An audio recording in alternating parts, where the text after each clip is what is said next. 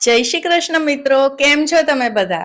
કંઈક ઇન્સ્ટન્ટ અને હેલ્ધી ખાવું છે, ઘરમાં કોઈ પણ શાકભાજી કે બીજી વસ્તુઓ નથી, તો આજના આ ફક્ત 2 જ ટીપા તેલમાંથી તૈયાર થતો નાસ્તો તૈયાર કરી લો.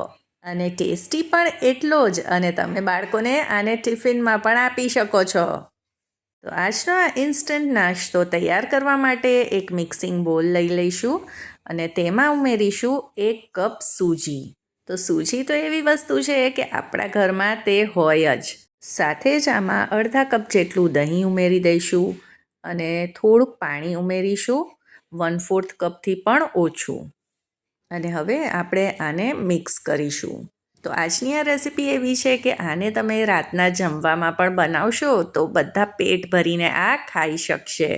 ને ઓચિંતાના જો ઘરે ગેસ્ટ આવી જાય કે પછી સવારે બાળકોને ટિફિનમાં કંઈક આપવું હોય તો આ ઝટપટથી તૈયાર થઈ જાય છે.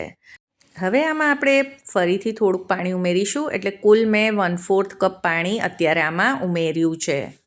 અને અત્યારે આમાં કોઈ પણ વસ્તુ નથી ઉમેરવાની અને આને મિક્સ કરી ઢાંકીને 10 મિનિટ માટે રેસ્ટ આપીશું. તો 10 મિનિટ પછી આમાં મસાલા કરી લઈએ. તો અહીંયા 1 લીલા મરચાંને ઝીણું કટ કરીને એડ કર્યું છે. મારી પાસે લાલ શિમલા મિર્ચ હતી તો તે થોડીક ઉમેરી છે, આનાથી કલર સરસ આવે છે. આ ન હોય તો સ્કીપ કરી શકો છો. થોડાક મીઠા લીમડાના પાનને કટ કરીને ઉમેર્યા છે. અડધા ઇંચ આદુને ખમણીને એડ કર્યું છે. સ્વાદ પ્રમાણે મીઠું ઉમેરી દઈશું. 1/4 ચમચી અધકચરા વાટેલા મરી ઉમેરીશું. તેટલા જ પ્રમાણમાં ચીલી ફ્લેક્સ પણ ઉમેર્યા છે. આના બદલે તમે લાલ મરચું પાવડર પણ એડ કરી શકો છો. હવે થોડાક લીલા ધાણા એડ કરી અને હવે આ બધી જ વસ્તુને પહેલાં મિક્સ કરી લઈશું. ભલે આજના આ અપ્પેમાં આપણે બીજી કોઈ પણ વસ્તુ નથી ઉમેરતા, તોય છતાં આજના અપ્પે એકદમ જ ટેસ્ટી તૈયાર થશે. હવે આમાં થોડાક પાણીની જરૂર લાગી રહી હતી, એટલે આમાં 1/4 કપ કરતાં પણ ઓછું પાણી ઉમેર્યું છે.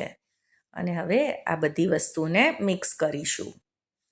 જો અપ્પેનું બેટર વધારે પડતું ઘાટું હશે તો અંદરથી તે ડ્રાય અને કોરા લાગશે, અને જો આ રીતનું બેટર તૈયાર કરશો તો તે એકદમ પરફેક્ટ બનશે.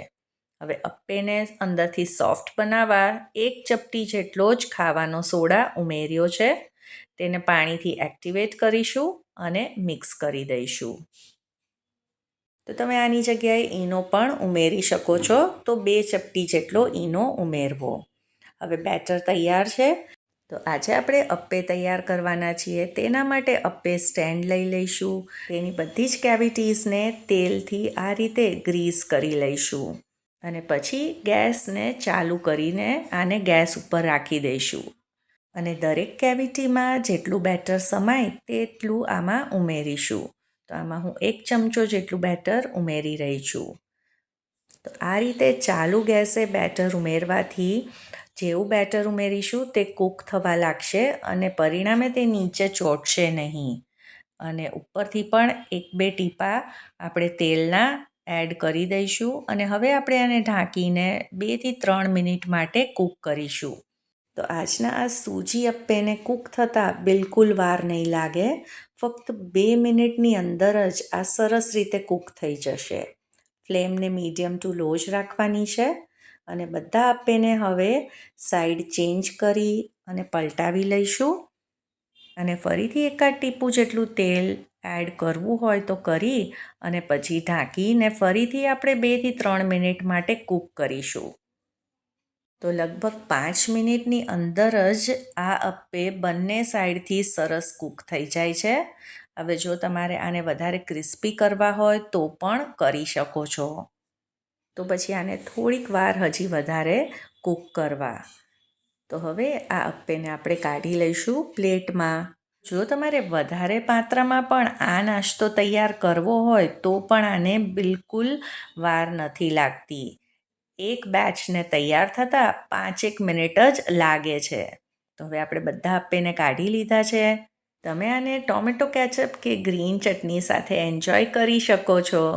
આશા કરું છું આજની આ રેસીપી તમને પસંદ આવી હશે, અને જો પસંદ આવી હોય તો તેને લાઈક કરજો, તમારા ફ્રેન્ડ્સ અને ફેમિલીમાં શેર અને ચાર્મિસ ગુજરાતી રસોઈને સબસ્ક્રાઈબ કરી દેજો. સૌને જય શ્રી કૃષ્ણ.